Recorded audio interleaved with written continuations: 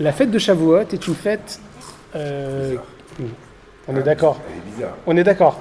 Alors pourquoi bizarre? Mais il y a tellement de choses à dire sur cette fête, tellement elle est bizarre et intrigante. Déjà, premièrement, elle n'est pas écrite dans la Torah. C'est pas marqué la fête de Shavuot dans la Torah. Déjà, ça Il y c'est... a que Sukkot. Les trois fêtes du pays.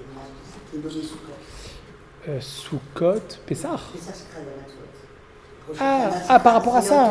Oui, mais la date. Non mais Shavuot, il n'y a même pas. La date. Shavuot, il n'y a même Il n'y a pas la date. Ah oui, il n'y a même pas la date. Il n'y a pas écrit la date même. D'accord? Alors, je vous demandais comme ça, de but en blanc, qu'est-ce qu'on fait à Shavuot? Je pense qu'il ne faut pas dire le nom de la Torah. Parce que... Non, la fin de l'Homer. La fin de l'Homer. D'accord. Bon, il y a le don de la Torah aussi. Faut pas le dire, mais on le dit quand même. Bon, voilà, c'est bon, on l'a placé. Bon, voilà. Donc, il y a le don de la Torah et la fin du Homer. Effectivement. En réalité, dans la Torah... La fête des Oui. poissons, c'est vraiment... C'est ça, donc en fait, c'est la fête du KKL, quoi. La fête de l'agriculture, la fête du kibbutz. Non, c'est une fête agricole. Mais comme Pesach. Tout à fait. Voilà. Et en réalité, c'est lié. Pessah et Shavuot, c'est tout à fait lié. Pourquoi c'est lié? Parce que c'est écrit dans la Torah. Pourquoi on n'a pas de date à Shavuot?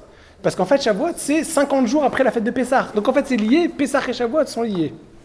D'accord? C'est pour ça qu'on termine Pessah. Le lendemain, Mimachorat à Shabbat. Le lendemain du Shabbat. Donc de là, on en arrive à toute la discussion avec les Sadducéens, qui a donné après la discussion, enfin les différences avec les chrétiens.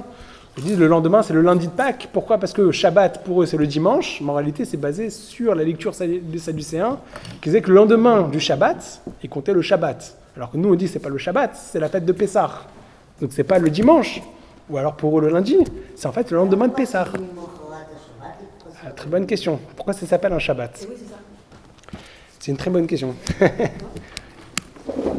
C'est possible que c'est lié. J'ai lu dans les textes là que j'ai vus pour préparer ce cours, cette question a été posée et ils avaient mis en relation. Je ne me rappelle pas tout à fait la réponse précise, mais peut-être que ça rentrera dans notre réflexion ce soir. Alors, une question, comment on en arrive à Chag HaKatsir, la fête de la moisson, au don de la Torah? Pourquoi on va fêter le don de la Torah au moment où on fête en réalité la moisson?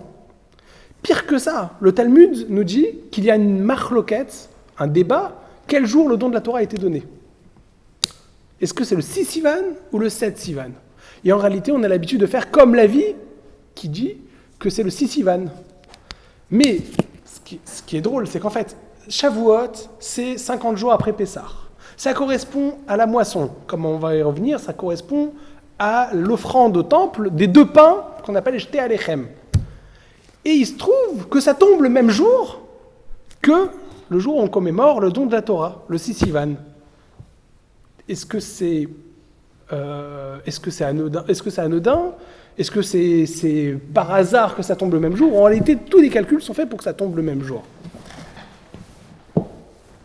Qu'est-ce qui a marqué dans la Torah? Après Pessah, on compte 49 jours. Le 50e jour, on va amener les 2 pains. Donc, le jour de Shavuot, on est en train de fêter uniquement l'offrande des 2 pains au temple. C'est tout ce qui est marqué dans la Torah. Le Talmud y vient, il va rajouter, il va habiller dessus le don de la Torah. D'accord? Donc quel rapport entre ces 2 pains et le don de la Torah? Question. N'est-ce pas? On fête comme ça Shavuot alors qu'on ne sait même pas qu'est-ce qu'on est en train de fêter. Non, c'est pas fortuit, on a dû s'arranger pour que ça tombe. Voilà. C'est pas Mais, fortuit. non, bien sûr que non. C'est pas fortuit. Quel rapport est entre les deux?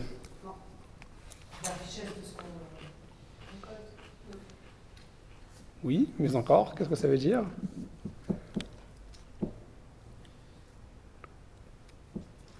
Moi, la question que je me pose, c'est pourquoi chaque fête de pèlerinage est liée à une saison, à l'école, et donc un don de prémisse au temps. Pourquoi on choisit juste de le faire en même temps? C'est ça la question. Pourquoi on n'aurait pas pu dire on offrirait le Homer à un autre moment, Tout à fait. les récoltes de blé à un autre moment, les récoltes d'automne à un autre moment? Pourquoi c'est lié à ça? D'ailleurs, c'est lié, en général, c'est des fêtes, le Pessah, Shavuot et Sukkot sont des fêtes qui ne sont pas à des pics de la saison. C'est toujours au milieu. Au printemps, c'est des fêtes intermédiaires. Les demi-saisons. Des demi-saisons, exactement. C'est une bonne question. Ah, on peut s'interroger, hein, qu'est-ce qui se passe à Shavuot? Ça me quand même en train de parler, voilà, la fête du don de la Torah. Tous les gens se ruent aux synagogues pour lire les dix paroles, la Seret HaDibrot, alors qu'en réalité, qu'est-ce qu'on fait au temple? On amène 2 pains. Le fait qu'il y ait 2 pains, est-ce que c'est un rapport avec le fait que la voile Les 2 louchot. C'est intéressant. Oui, c'est vrai que c'est le même chiffre. 2 louchot. Vous savez qu'il y a une conséquence halachique, une halacha, qui est très peu connue, mais qui en réalité est très importante. Alors c'est peu connu parce qu'on n'a pas tellement l'habitude de le faire en période d'exil, d'accord, dans la galoute. C'est la notion du Chadash et du Yashan. Je ne sais pas ce que ça vous parle. Chadash et Yashan. Donc traduction, l'ancien et le nouveau. Donc c'est lié à la récolte, justement, Chag HaKatzir. Donc en fait, ça correspond, d'ailleurs c'est pour ça qu'on va lire Ruth, le livre de Ruth, puisque c'est la même période. D'accord? C'est la période des moissons que toute l'histoire de Ruth va se dérouler. Il y avait la famine, puis après Ruth, elle va venir, elle va essayer de récolter des fonds, récolter le leket, récolter le blé, elle va se retrouver avec Boaz, etc. Et toute l'histoire, et ça va donner le Messie David Ameler. Ça, c'est l'histoire, ça se passe à cette période-là. Donc bien évidemment, Shavuot, c'est lié à cette période-là qui s'appelle la moisson. Et en fait, ce qui se passe, c'est que c'est pas très connu, mais normalement, on n'a pas le droit de consommer la nouvelle récolte avant Shavuot. C'est-à-dire que le fait d'apporter ces 2 pains, ça autorise à consommer la nouvelle récolte, ce qu'on appelle le Chadash. C'est pas, elle devait être confectionnée avec les blés nouveaux. Ce pain, tout à fait, avec la nouvelle récolte. Voilà, et avant ça, on n'avait pas le droit de consommer. Une fois qu'on a apporté ces 2 pains, la nouvelle récolte est autorisée. Alors en réalité, ça n'a pas tellement de conséquences, parce que je crois que le blé est engrangé dans des silos pendant 1 an, en réalité, pour qu'il sèche. Donc en réalité, il n'y a pas tellement de conséquences. C'est peut-être pour ça aussi qu'on ne connaît pas tellement ce sujet. Mais normalement, on n'a pas le droit de consommer la nouvelle récolte avant qu'on ait apporté ces 2 pains. Encore une fois, quel rapport avec le grand événement incroyable, super solennel du don de la Torah? Ça a l'air d'être aucun rapport. Il y a un autre point aussi, qui est très peu relevé. C'est ça le problème quand on se limite aux conférences et on ne va pas chercher dans les textes. Pardon? J'ai pas entendu. Vous allez chercher dans les textes? Ah oui, obligé. Sinon on est obligé. Non, parce que sinon on est obligé de faire confiance au rabbin qui parle. Et des fois il peut dire des bêtises. Enfin des fois, souvent. Enfin c'est facile parce qu'il faut faire passer un message. Donc des fois c'est plus facile de... Donc c'est pour ça que, vous avez vu, vous avez des textes devant vous. Moi à la limite si je dis une bêtise, vous avez le texte devant, vous pouvez me reprendre. Et j'en dis des bêtises. Alors, ce qui est intéressant avec les textes, et malheureusement, on n'a pas le temps dans une conférence de dire ça, d'accord? Mais si on regarde le texte, on peut regarder au temple, on apportait des sacrifices. On accompagnait le sacrifice de plusieurs choses. On accompagnait le sacrifice de libation, et on accompagnait le sacrifice toujours avec un pain. On apportait du pain. D'accord? Et ce pain-là, c'était interdit d'amener du pain levé. Au temple, on n'apportait que de la matzah. Pourquoi? Parce qu'on ne rentrait pas dans les sacrifices du pain levé. Le pain levé, ça représente, comme vous savez tous, ça par contre on l'a répété et répété à Pessah, ça représente le mauvais penchant, la matérialité développée, l'orgueil, exactement, tout ça. Comme on dit, à Baléatra, mitzvah à Baléatra, altach mitzena. Quand il y a un commandement qui vient à toi de l'accomplir, il ne faut pas le laisser lever. D'accord? Donc des fois on laisse un petit peu les choses levées et ça nous échappe. D'accord? Donc au temple, on n'apporte pas du pain levé. D'accord? D'ailleurs, on sort de Pessah, on a dit que Shavuot c'est lié à la fête de Pessah. À Pessah, on ne mangeait pas de pain levé. D'accord? En réalité, a priori, on ne devrait pas manger de pain levé toute l'année. Pourquoi? Parce qu'il y a un passage dans le Talmud, dans le traité Brachot, qui nous dit comme ça. C'est une prière qu'un des maîtres du Talmud faisait à la fin de sa Amida. Donc il faisait le Shmona Esrei, l'Amida, et quand il terminait, avant de terminer, il faisait sa prière personnelle à Dieu, il disait « Maître du monde, tu sais très bien qu'on veut faire les mitzvot, tu sais très bien qu'on veut faire tes commandements. Il y a quelque chose qui nous en empêche, c'est le levain qui se trouve dans le pain. Donc comme si que ce levain-là, cette matérialité, est un frein à la réalisation de notre lien avec Dieu. Donc au temple, on n'apporte pas de pain levé, à l'exception près de Shavuot. Ces deux pains-là. C'est la seule offrande qu'on faisait au temple de pain levé. C'est pour les shlamim aussi. Shlamim, on amenait des matzot. Il y avait pas de pain. Non, c'était, je crois que quand on apportait Korban Toda. Korban Toda, on amène des... Voilà, Toda. Voilà, Korban Toda. C'est la seule différence. Donc c'est Toda. Toda et Shavuot. Exactement. C'est les deux seules exceptions. Toujours accompagné De matzah. de- Voilà, exactement. Rekike matzot, ça s'appelle. Les galettes de matzah. Rekike matzot. Rikiki, oui. Rekikim, Resh, Kouf, Yud, Kouf, Yud même sophite. 2 fois couvre. Oui. Vous savez quand... Je crois qu'on en a déjà parlé ici. Non, c'est pas ici. Il y a à côté du Kotel, à côté du mur de lamentation, vous savez, il y a les minarotes à Kotel. Et quand on visite les minarotes à Kotel, on découvre là-bas qu'il y avait des magasins. D'accord? Et un de ces magasins, je crois que c'est même des histoires avec Jésus, là-bas, se sont passées, c'était les marchands du temple. À la fin du temps, oui. C'est ça. Mais je crois qu'ils vendaient justement des matzot pour les apporter en accompagnement des sacrifices. C'était ces magasins-là qu'ils étaient prêts. Et c'est drôle parce que quand je me suis préparé au mariage, donc on a appris toutes les histoires de pureté, impureté, etc. Et donc, bon, on découvre ça quand on est jeune homme. Et mon maître qui m'a appris ces lois, il m'a dit, c'est drôle parce que les archéologues, comme ils n'ont pas forcément les connaissances de Torah, ils racontent parfois des bêtises sur l'histoire de Jérusalem. Ils ont découvert qu'à Jérusalem, tout le monde était très riche parce qu'ils avaient la possibilité de se construire un bain rituel dans chaque maison. Donc ça prouve qu'ils étaient très riches. Mais il me dit, mais c'est pas une histoire de richesse. C'est une histoire qu'ils étaient tous occupés dans tous les ventes. Enfin, leur occupation, leur business, c'était de vendre autour du temple les affaires que les gens amenaient. Ils venaient de tout Israël pour amener des sacrifices. Et donc, ils en profitaient pour vendre tout ce qu'il faut, tout le nécessaire pour les sacrifices. Donc, ils étaient obligés d'être purs pour leur business, puisqu'ils amenaient ça au temple. Donc, il n'y a pas besoin d'être riche, c'était une condition pour leur travail. C'est pour ça que dans toutes les maisons, il y avait des bains rituels. Donc, on amenait ces galettes, ces rekike matzot. Exception, la fête de Shavuot. C'est intéressant.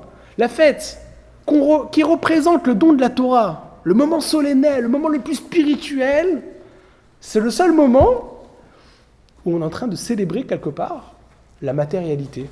On amène au temple ce pain matériel. Voilà, c'est des questions comme ça qui m'intriguent autour de la fête de Shavuot.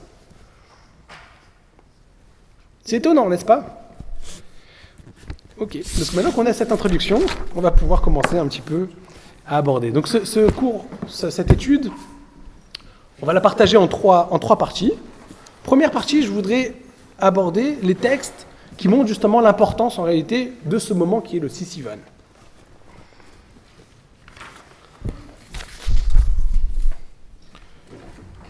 Alors, j'ai organisé les textes d'une certaine manière, le corpus d'une certaine manière. Je vais me permettre un petit peu de naviguer à l'intérieur. Donc, on est au début de la création, dans la Genèse. D'accord ? Premier chapitre de la Genèse. Donc, chaque jour, 6 jours de la création, chaque jour, Dieu a créé autre chose dans le processus de la création du monde. Le 6e jour, il a créé les animaux, et à la fin de la journée, il a créé Adam et Ève, et la journée se termine. Regardez ligne 29. Vayar Elohim et kol asher asa. Dieu a regardé tout ce qu'il avait fabriqué, tout ce qu'il avait fait. Veine tov meod. Et voilà que c'est merveilleux. Dieu regarde son travail et dit, ah, j'ai bien travaillé. C'est beau. Vayi erev vayi boker. Il y a eu un soir, il y a eu un matin. Yom ha-shishi. Le 6e jour. C'est écrit le 6e jour. Alors, dans les autres jours, c'est pas écrit avec le « et ». C'est écrit Yom Sheni, Yom Shlishi, le 2e jour, 3e jour, mais il n'y a pas le « et » qui vient souligner ce jour-là. Qu'est-ce qu'il y a de particulier dans ce jour que Dieu a rajouté un « et ». Alors pour ça, il y a Rashi qui va nous commenter qui se base sur le passage dans le Talmud, dans Shabbat, qu'on va lire ensemble, là, juste après. Mais on va aller directement au commentaire de Rashi, ligne 58. Yom HaShishi, le 6e jour, avec l'article défini. Rashi nous explique, en rapportant le passage de Talmud, Kulam Tluim Veomdim. Dieu a regardé la création et il a dit à la création, toute cette création, tout ce monde dépend, est en suspens à Yom HaShishi jusqu'au 6e jour. Donc il y a une temporalité, ça veut dire Dieu a créé le monde et il dit bon, c'est bien, c'est merveilleux, mais c'est pas suffisant. Ce monde-là est peut-être incomplet, est en suspens et conditionnel. Et dans un cadre conditionnel, c'est-à-dire qu'il y a une condition qu'il va falloir remplir. En sursis, voilà, je cherche le mot, merci. Ce monde est en sursis. C'était de recevoir les êtres humains pour qu'ils peuvent recevoir la Torah. Alors, nous sommes après la création de l'homme. Le 6e jour, l'homme a déjà été créé. Mais Donc, s'il n'y avait pas eu l'homme, il ne pouvait pas recevoir la Torah. ah, vous avez déjà rajouté une information. Recevoir la Torah. Non, c'est une question que je pose, enfin, c'est ce à quoi je pense. Je retiens la remarque. S'il n'y a pas l'homme, on ne peut pas recevoir la Torah. Je retiens, vous allez voir qu'on va en parler. Je retiens la remarque. Et le Yom HaShishi dont parle Rashi, c'est pas le vendredi, c'est le... Très bien, je termine la phrase. Ah, Très pardon. bonne remarque. Ou Shishi Besivan. Quand on parle du 6e jour, c'est pas le 6e jour de la création, c'est le 6e jour du mois de Sivan. Amouchan le Matan Torah, qui était prédisposé pour le don de la Torah. Donc en fait, Dieu est en train de dire, bon, j'ai créé le monde, mais ce monde-là, il est en sursis jusqu'à que la Torah va être donnée aux hommes. Voilà ce que nous dit Rashi. Ok, donc ça veut dire que le 6e jour du mois de Sivan, qui représente le jour du don de la Torah, vous savez qu'on va donner les 2 pains là, de matérialité, c'est le jour qui est prédisposé. Le monde est en sursis. Le monde est conditionné à ce jour-là. Ça veut dire qu'il est prédisposé, il ne peut exister que s'il y a ce jour-là, le 6e jour du mois de Sivan. Combien de temps il y a eu entre la création et le 2400 ans. Non, 2048 ans. Non, attendez. Oui, il y a eu toujours entre la Alors, création c'est très simple. et le festival, quoi. C'est très simple. Le monde tienne, quoi. Vous savez très bien la date de naissance d'Avraham Avinu, n'est-ce pas? Évidemment. En bon sioniste, c'est facile à retenir la date de naissance d'Avraham Avinu. 1948. Ah, vous ne le saviez pas. Avraham Avinu est né l'année 1948 de la création. Oui. La preuve, ça se trouve dans Avodah Zarah, dans un Rashi qui nous fait tout le calcul du monde. D'accord? Il calcule chaque événement majeur du peuple juif. Il le calcule comme ça à partir de là. 1948. Quand est-ce que Yitzhak est né? Non. Quel âge avait Abraham quand Yitzhak est né? Pardon? J'ai pas entendu. Alors, 99 ans, c'est l'année, c'est l'âge qu'il avait quand il y a eu les anges qui sont venus lui promettre dans un an. 100 ans. Donc 100 ans, merci. Donc il avait 100 ans. Donc on est 2048. Combien d'années sont restés en exil le peuple juif? 210, mais c'était en réalité 430 ans après la naissance de Yitzhak. Donc 2048 plus 430, on va voir la date du don de la Torah. 8, 7, 2478. Donc l'année du don de la Torah, 2478, le monde était en suspens pendant 2478 ans. Okay, c'est ce qu'il est en train de nous dire Rashi sur la base de cette Gemara, ce passage de Gemara qu'on va regarder ensemble. Ok? Donc ça veut dire quand même Dieu a laissé le monde. D'ailleurs, dans le Talmud de Avodah Zarah, on parle de tous ces sujets-là que je vous ai rapportés. 309 ans. Il y a 309 ans qu'on a reçu la Torah. C'est incroyable. Ça veut dire que le monde a attendu en suspens plus de temps que nous avons la Torah. C'est quand même incroyable. Il y a eu plus de temps sans Torah que le temps avec la Torah. Mais le monde en suspens, ça disparaître le monde, c'est ça? Quand on dit que le monde en suspens, Oui, il aurait pu être détruit. oui, tout à fait, comme on va le voir dans les versets. Tout à fait. Et fonctionner, mais à condition. À tout moment, ça pouvait s'arrêter. Mais ça, je parle de à la Après le don de la Torah. Après, non, d'accord. Vous savez, on dit chaque année, oh la fatigue, pardon. Chaque vendredi soir, on dit Hachem la Maboul Yashav. Ouais, ouais. N'est-ce pas? Ça veut dire quoi? Hachem la Maboul Yashav. C'est ça qu'ils font Karl Bar. Vayeshev Hachem, Melech Leolam. Qu'est-ce que ça veut dire? On dit à Dieu, ramène le Maboul, ramène le déluge. Un peu bizarre, non? C'est que, alors le Radak, le commentaire du Radak, on fait du hors-piste là. Le commentaire du Radak nous dit, sur ce verset dans Tehilim, au moment où Dieu a voulu donner la Torah au peuple juif, le monde a pris peur. Ils ont cru que le déluge était en train de revenir. Donc il y a comme ça une ambiguïté avec le don de la Torah et la destruction du monde.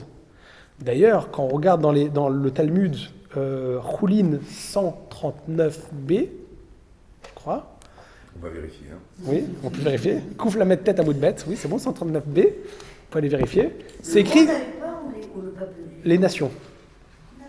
Les nations ont pris peur. C'est écrit, d'où savons-nous que Moïse a existé dans la Torah? Question étonnante. Il est cité partout. Et qu'est-ce que le Talmud trouve comme réponse? Parce que c'est écrit Béchégam ou Bassar. Où est-ce qu'est écrit Moshe dans Béchégam ou Bassar? Nulle part. Mais Béchégam, c'est la même valeur numérique que Moshe. Ils ont fait fort. Bon, il n'y avait pas la PlayStation au temps des Chachamim, mais ils se sont bien amusés quand même. Béchégam, c'est la valeur numérique de Moshe. En fait, pour comprendre qu'est-ce que ça veut dire, il faut aller vérifier les versets. Le mot Béchégam apparaît au moment où Dieu voit la génération qui précède le déluge, qui dit « Mais c'est quoi ce monde ?» Il dit « Je vais leur laisser un répit parce qu'il est fait de chair. » Béchégam au Bassar. Donc, c'est-à-dire que Moïse est présent au moment du déluge. Donc, ça veut dire que le déluge et le don de la Torah sont extrêmement liés. C'est très lié. D'ailleurs, au moment où Dieu va donner la Torah, les nations vont aller voir Bilam, comme ça Radak qui va dire, il dit, mais Hachem, la Maboul Yashav, est-ce que Dieu est en train de ramener le déluge, avec les tonnerres, les éclairs, etc. Ils ont eu l'impression que le déluge est en train de revenir. Et Bilam leur répond, Vayeshev Hachem, Melech Leolam. Non, c'est exactement le contraire, parce qu'il est en train d'être assis sur son trône de roi sur le monde. Donc ça veut dire qu'il y a comme ça un point commun entre la destruction du monde et la réparation du monde avec le don de la Torah. C'est très fin la différence. À tel point que les nations sont là en train de se demander, est-ce qu'on est en train de vivre le déluge ou on est en train de vivre le don de la Torah? Donc, et Rashi nous dit que le monde est en suspens jusqu'à ce moment-là qui est le don de la Torah. Alors, quelques versets comme ça. Dans Jérémie, regardez ligne 64, Kohamar Hashem imlo beriti yomam valayla, imlo briti yomam valayla, chukot shamaim vaaretz lo samti.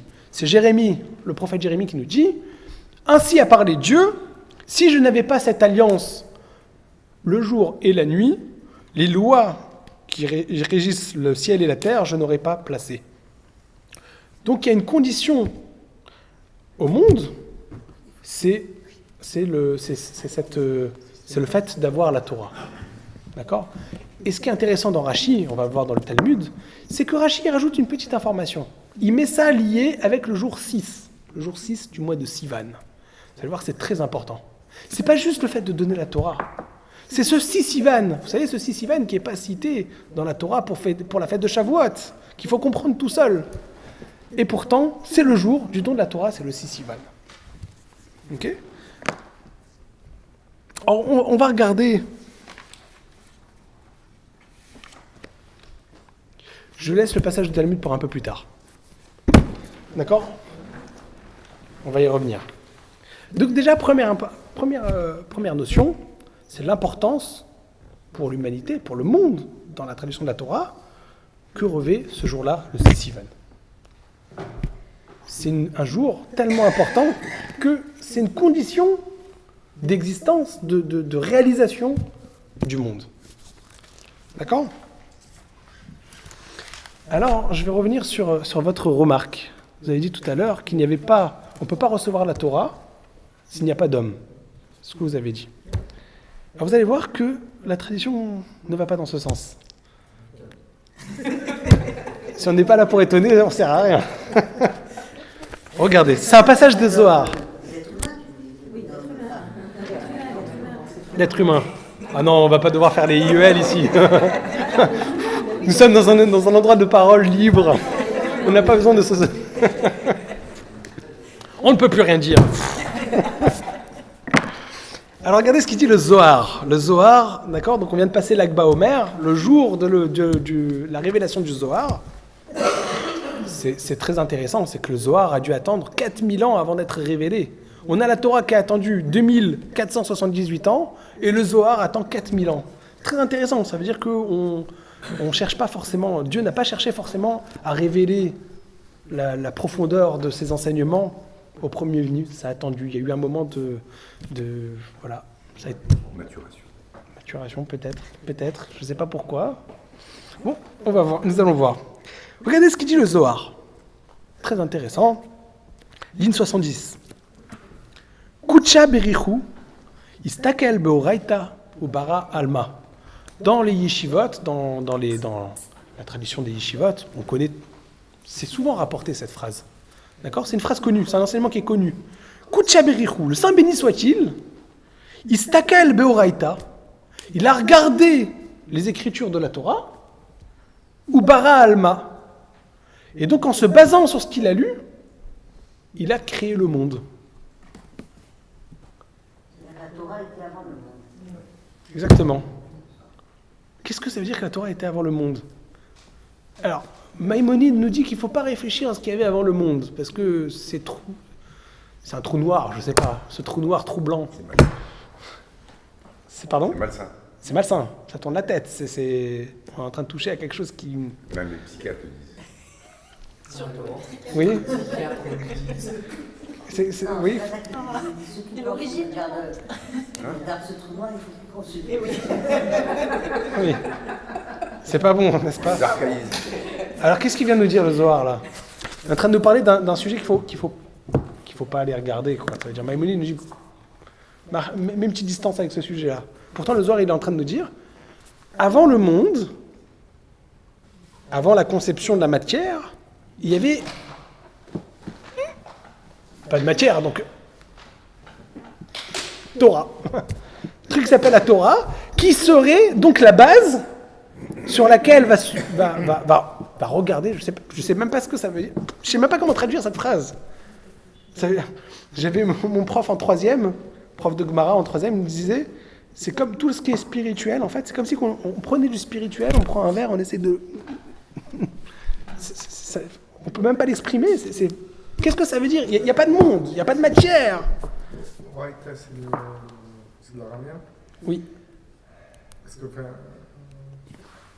c'est pas la lumière aussi qui était. Je sais pas. Non, Oraïta, ça veut dire la Torah. Oui, c'est la Torah. C'est la Torah. En araméen. En araméen. Mais il n'a pas marqué Torah là. Enfin, il a... Oraïta, en araméen, c'est la Torah. Tout le temps. Tout le temps. Mais il Non, il n'y a pas d'ambiguïté. Spécial, Pourquoi on ne dit pas Torah? Ouais, pourquoi on ne dit pas Torah? Pourquoi on dit Oraïta? Oraïta. C'est une bonne question. Parce que, enfin, selon ce que... Je me suis jamais posé cette question. On dit toujours. Non, mais c'est comme le nom d'Hachem, tu vois ce que je veux dire? On dit comme ça, il y a une phrase comme ça dans le Zohar. Je crois que c'est dans le même passage de Zohar. C'est dans le même passage. Torah, c'est du renseignement. C'est ça. Torah, ça veut dire enseignement. Torah, Milachan Ora, c'est ça. Et Oraïta, c'est en araméen. Et Oraïta, ça veut dire enseignement. On a Enseignement. Dans le même passage de Zohar, on dit Kucha berichu veoraita chadun. Le Saint béni soit-il et la Torah, en réalité, c'est qu'une seule chose. C'est-à-dire, on est en train de parler de ce qui précède, ce qu'on ne devrait pas réfléchir, en fait. Non, parce qu'on peut, quand tu traduis, pourquoi je pose la question? Parce que selon le sens du mot, Tout à fait. Si tu prends par exemple le sens enseignement, la phrase, elle a plus le même, enfin, elle a une lumière qui est différente. Non, mais c'est bien, oui, c'est ça. Ça veut dire Oraïta, c'est enseignement, c'est ça. Comme Torah. Torah, ça veut dire Milachan Ora'a. Ora'a, c'est l'enseignement. Torah, Horaa. C'est la même racine. Ah, Moré. Oraïta et Ora. Moré, je peux sortir ouais. Moré, ça vient de Torah. C'est pour ça, parce qu'après, plus tu es précis sur le... Parce que quand tu dis Tout à Torah fait. tel quel, Qu'est-ce que ça veut dire? Ça a un sens. Mais après, quel est le sens de... Ben, cette espèce d'enseignement qui sort de la Torah, mais je ne sais pas qu'est-ce que ça veut dire. Je ne sais pas comment on peut mettre des mots sur quelque chose de tellement abstrait qui s'appelle un... C'est inexprimable. Qu'est-ce qu'il y avait avant le monde? Ben, si on n'a pas de matière, nous en tant qu'humains, qui sommes matière, qui sommes limités par la matière, comment on peut exprimer quelque chose qui s'appelle...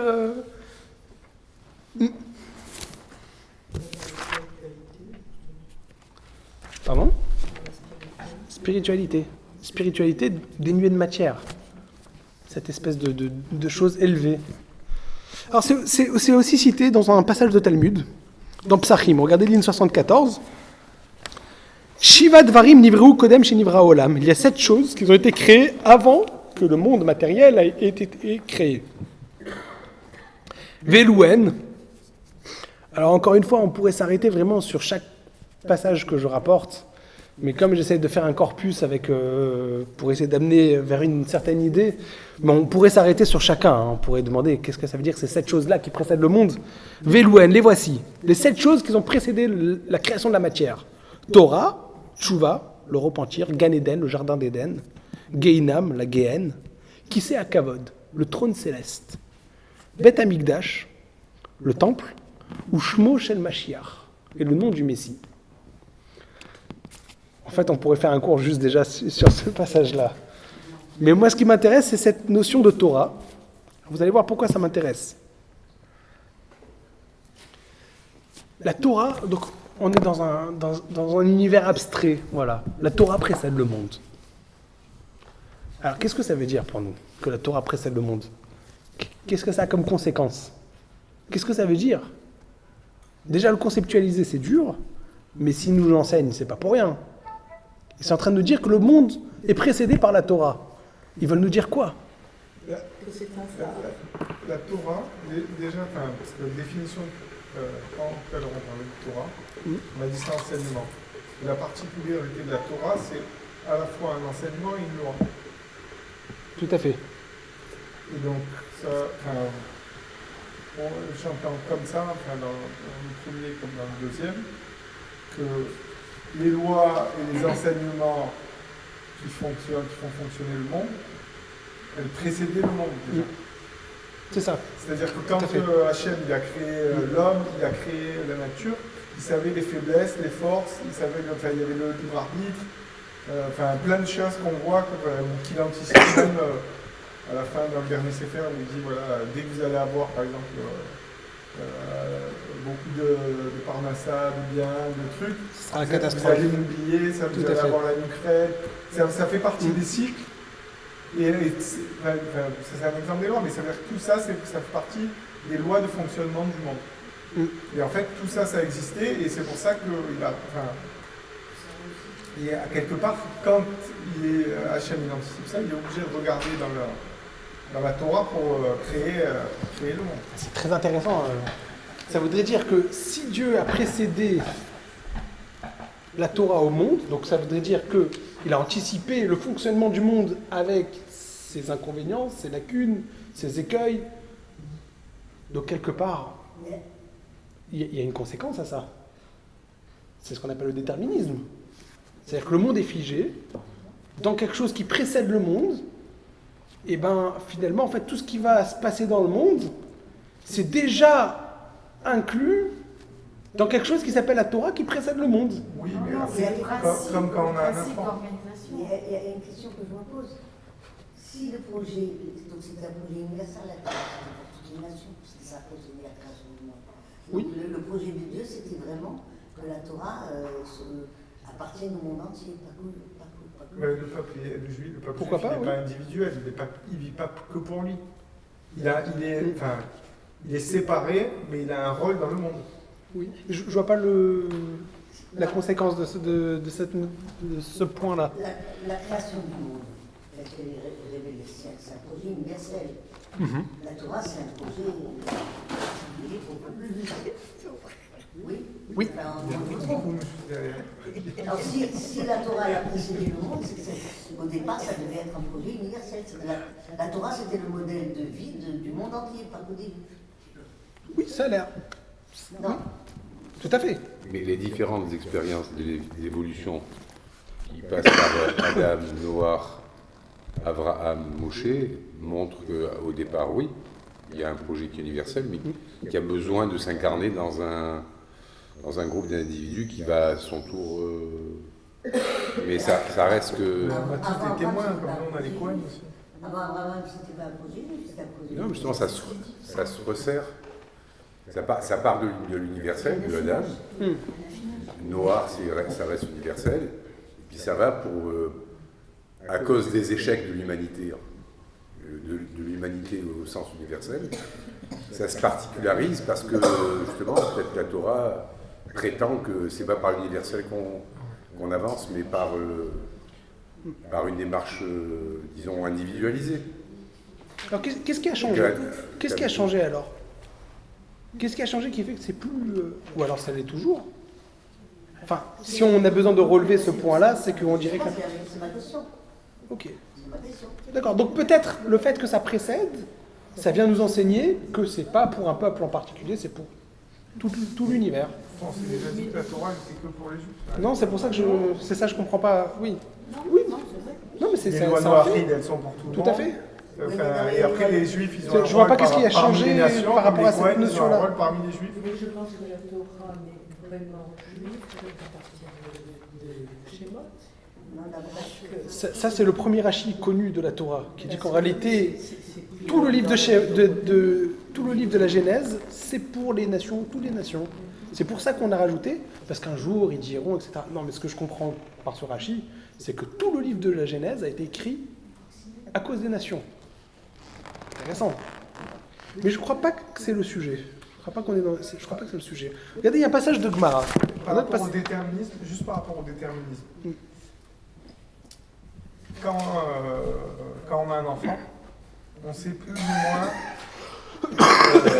Il y a des choses qui sont déterminées aussi. Mais il y a quand même plein de choses qui sont non déterminées. Aussi, ça veut dire que moi j'ai 3 enfants, ils sont très différents. Hein. Le dernier, il est indéterminé. Et pourtant, il a été élevé pareil, ils sont tous pareils. Donc après, quand on fait quelque chose, quand on crée quelque chose, dans ce qu'on crée, il faut laisser... on insuffle la vie, ça veut dire que c'est pas juste un truc... c'est quelque chose qui est autonome. Tu disais juste avant que tout est inclus dans la Torah puisque ça précède le monde. J'ai repris C'est les lois et les enseignements. La réalisation, elle va être... Les grandes lois et les grands fonctionnements, ils sont connus. Mais après, ça laisse il y a une part de libre arbitre, d'inconnu. Ok, j'entends. On va voir, regardez. Ça va être le sujet, d'accord? On va rentrer dans ce sujet-là. Il y a un passage de Talmud qui nous dit la chose suivante. Ça se trouve dans Nedarim 55a, ligne 79. Maïdirtiv, que signifie ce verset? Midbar matana, matana nachliel, nachliel bamot. Vous savez, c'est dans Parashat Massé. Juste avant de mourir, Moïse rapporte toutes les étapes qu'il y a eu dans la pérégrination à l'intérieur du désert, dans les 40 ans d'exil dans le désert. Il rapporte chacune des étapes. D'accord? D'ailleurs, dans les synagogues, il y a certains qui ont l'habitude de chanter différemment ces étapes, parce que c'est très important, il y a beaucoup de significations. Et d'ailleurs, une des significations, c'est ce qu'on va dire là. Ça commence, ils sont passés d'une étape qui s'appelait Midbar, le désert, à une étape qui s'appelle Matana, qui est un cadeau. La Gemara, elle nous explique, c'est quoi la signification de ces deux étapes? Passer du désert à la Matana, au cadeau. Donc c'est l'endroit où il y a eu le don de la Torah. La Gemara nous dit,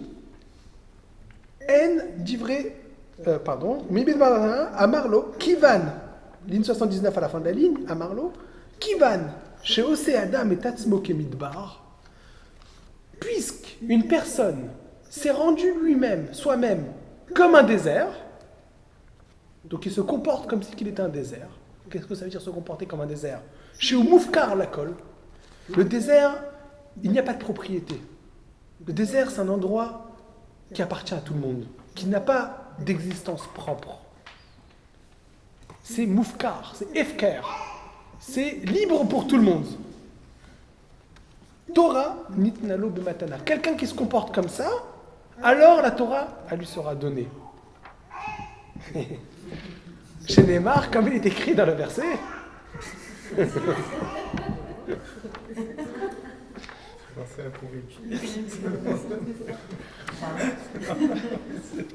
Omi midbar matana, comme il est écrit, passer du désert au cadeau. Alors, qu'est-ce que je vais comprendre, moi, dans cet enseignement? On se posait la question, qu'est-ce que ça a comme conséquence que la Torah précède le monde? Le monde, il est régi par des règles, il est limité, il est délimité, c'est de la matière. On nous dit que la Torah précède la matière. Donc la Torah est bien au-dessus de la matière, ne peut pas se limiter par la matière. C'est peut-être un peu abstrait, mais la matière, la Torah, c'est une forme de perfection. C'est pas matériel. C'est comme on disait, c'est comme si on rentre une notion spirituelle, on essaie de rentrer dans un verre, c'est pas possible. C'est au-delà de. Donc, comment nous, qui sommes limités, qui sommes êtres humains, qui sommes à l'intérieur de cette création, qui sommes limités, le natif il dit qu'un des noms de Dieu, c'est Shakai. Vous savez, c'est marqué sur la mezouza, Shakai. Il explique ce que ça veut dire Shakai. Shakai, chez Amar Dai. Il a dit ça suffit, il a délimité. C'est le patronyme de Dieu qui montre justement les règles qu'il a placées dans le monde pour régir. C'est Dieu qui a décidé qu'il y a des règles qui limitent. Le monde est limité. Et nous sommes dans ce monde-là limités. Et on est en train de parler d'une Torah qui est au-delà de la matière, qui précède la matière, qui est parfaite, qui n'est pas régie par ses limites. Comment nous, en tant qu'êtres humains, pouvons accéder à cette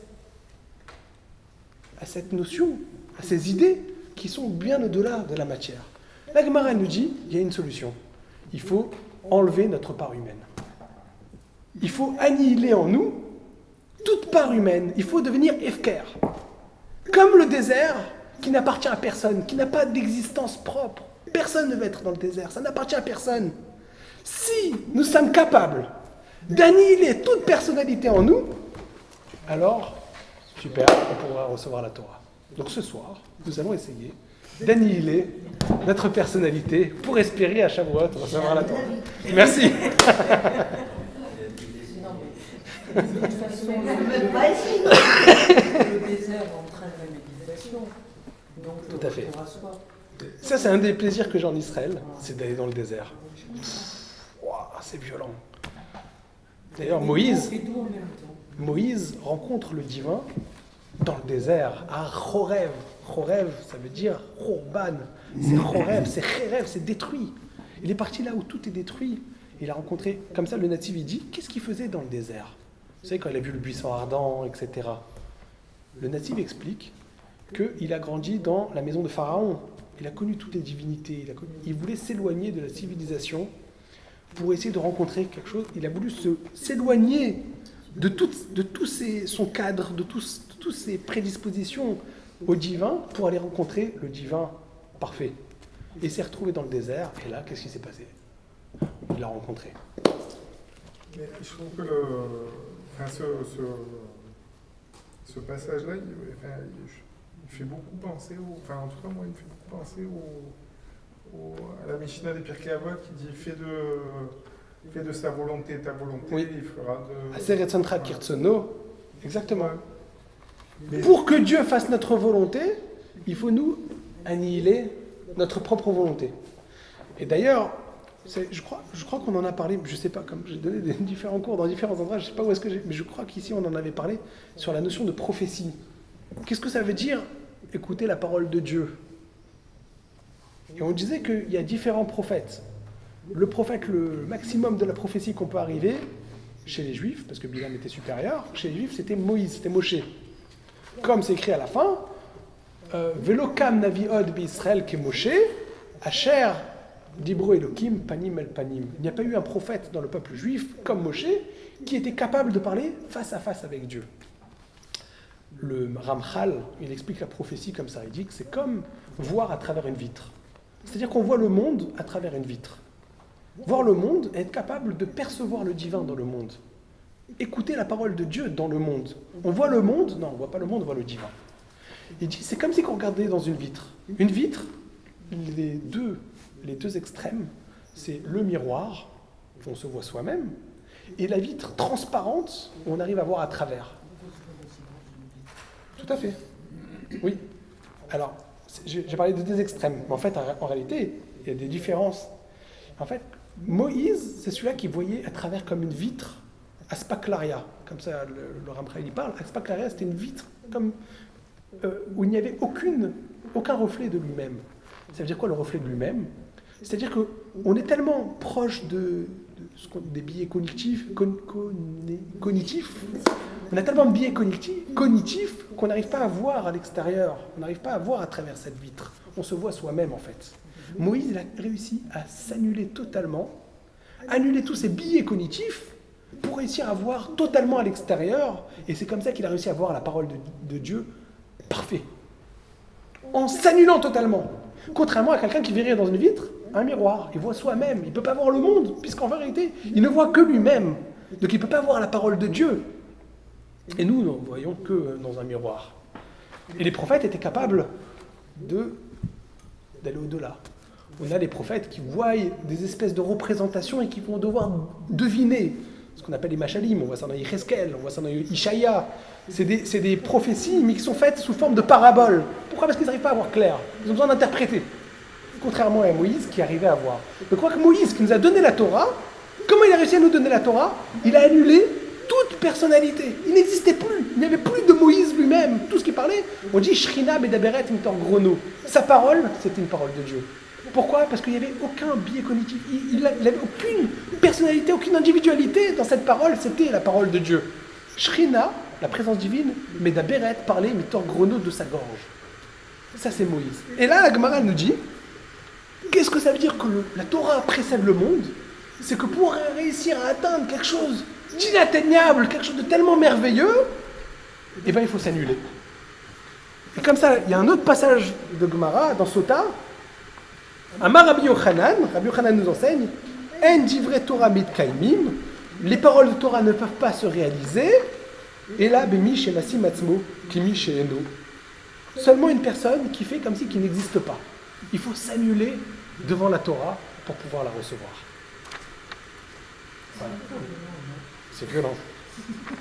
Voilà, merci. C'est pour ça que je n'ai pas encore parlé de la Gemara. Au début, je vous ai dit qu'on va sauter. Parce que cette violence, effectivement, c'est très violent. Parce que s'annuler, qu'on n'existe plus,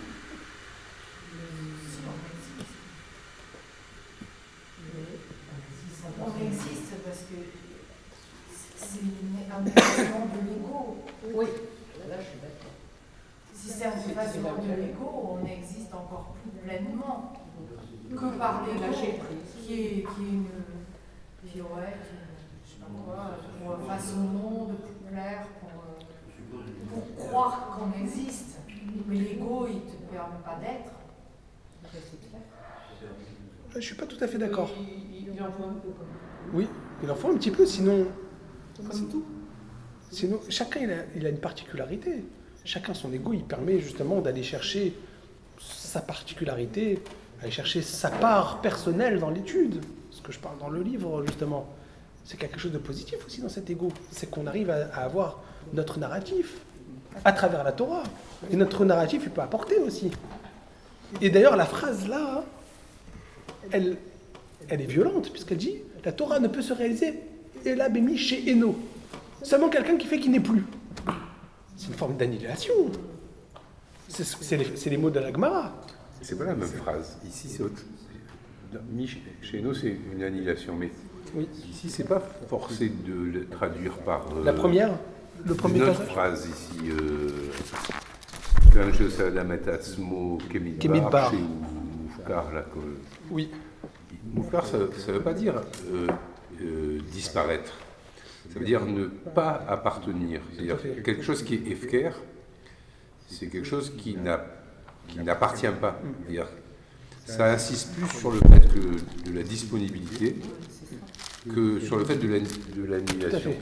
Je ne dis pas qu'il ne faut pas s'annuler, mais ici c'est peut-être pas ça qui est dit. C'est pour ça que j'ai rajouté la deuxième Gemara. Ouais, elle se complète, mais ici ça veut plus dire que faire le désert et être comme Moufkar, c'est Efker.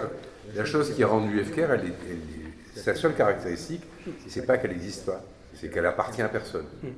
Et que donc elle est disponible pour appartenir à qui elle appartiendra peut-être. C'est très très juste, surtout aujourd'hui. Moi j'entends plein de fois qu'on ramène des enseignements de Gemara pour justifier des espèces de slogans, des espèces de combats. On utilise Et j'ai l'impression qu'en fait on force le texte quelque part pour dire ce qu'on a envie de dire dans le texte. Je crois que ça fait écho. On est d'accord, nous sommes d'accord. Moi ça m'insupporte. J'ai été dans des cours où on justifie le féminisme dans une Gemara qui ne me paraît aucun rapport. J'ai l'impression qu'on a forcé le texte, alors qu'en réalité, oui, il y a des textes qui nous parlent de féminisme, mais pas celui-là. On veut dire ça dans le texte, absolument. Alors qu'en réalité, peut-être si on est à l'écoute, on arrête de vouloir appartenir et de poser ses... Peut-être. Donc ça reviendrait à le FKR. Il faut écouter. Qu'est-ce que la Torah dit ? On est... Je sais pas. On va écouter. Réceptif, exactement. Si on est plein de soi, il n'y a plus de place pour... Exactement. Justement, pour cette spiritualité qui, de toute façon, peut entrer nulle part. Donc il faut une réception extrême, extrême. Voilà, c'est vrai que dans ce premier passage-là, on a l'impression, voilà, il ne faut pas mettre son interprétation en premier, c'est-à-dire qu'il faut déjà être à l'écoute. Mais c'est pour ça que j'ai rajouté le deuxième passage dans Sota. La phrase, elle est « Michéeno », il faut s'annihiler. Et effectivement, il y a une forme de violence. Pardon ?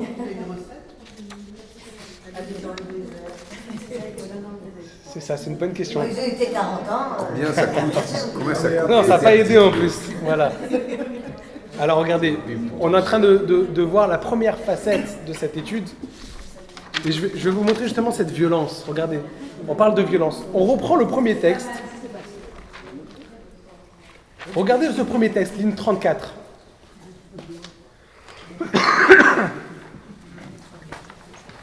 C'est un passage connu. Je pense que je suis prêt à mettre une pièce que Joël il a déjà étudié avec vous, ce passage. Joël Benamou, regardez. C'est tellement connu. On a étudié qu'avec lui. Attendez, un Khédek, voilà. La vie après la vie. Regardez ligne 34. Si je suis encore avec vous 25 ans, tu liras encore. Ça me fait partie. Et moi au téléphone, je parle avec Joël, on parle de ce texte. Alors, ligne 34, regardez. Quand il a repris ces cours-là, il est vieux cahier de 1991. Il disait la même chose ou il y a eu une évolution? Regardez le texte dans le Talmud. C'est un texte assez connu, assez célèbre. Il est tellement célèbre qu'on a... C'est marrant, il est très célèbre et pourtant j'ai pas entendu beaucoup d'explications qui sont satisfaisantes. Ligne 34. Le peuple s'est rassemblé autour de la montagne, au pied de la montagne. Amarav Dimi Bachama Bachassa. Rav Dimi a enseigné au nom de Chama qui a enseigné au nom de Chassa. Mais l'Amed, qu'est-ce que ça vient nous apprendre? Chez Kafa Akadosh Baruchu Aleem et Tahar Kegigit. Dieu a pris la montagne. Vous savez, à Hollywood, ils se sont inspirés, je pense, de ces textes-là pour faire. Il a pris la montagne. Il a mis au-dessus du peuple juif. Recevez la Torah, sinon ici sera votre tombeau. Et ils ont dit, Nassé Benishma, on va écouter. Je crois qu'il y a un film.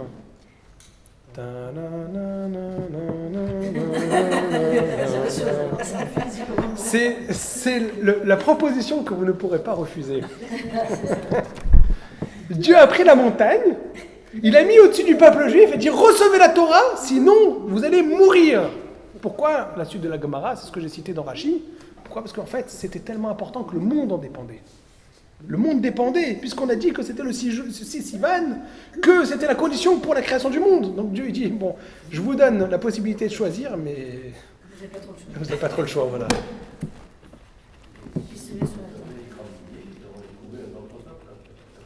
En fait, le problème, c'est qu'il avait déjà demandé à tous les autres peuples qu'ils avaient tous refusé. Donc là, on est un petit peu dos au mur, dos à la montagne, sous la montagne. Là, voilà. C'est bien parce que ça faisait de l'ombre, parce que dans le désert, il fait très chaud. Mais c'est un peu spécial quand même. Au moment de... Et la Gemara, il y a... Alors, Amar Ravacha Bar Yaakov. Ravacha Bar Yaakov, il dit quelque chose... Mais c'est d'une puissance incroyable, cette phrase. Ravacha Bar Yaakov, regardez ce qu'il dit. Mikan, Moda, Rabba, Leoraita. À cause de cette histoire-là, on a une réclamation à faire à la Torah. C'est que Dieu il ne peut pas nous demander, on parlait tout à l'heure de libre arbitre, Dieu il ne peut rien nous demander. Tu nous as forcé la main. Pourquoi vous n'avez pas fait le Shabbat? C'était dur. Mais alors, tu avais le choix? Non, j'avais pas le choix. Tu m'as forcé, j'ai pas choisi. Si j'acceptais pas, je mourrais. Comme ça, Ravacha Bar Yaakov dit, ça vient remettre en question le libre arbitre.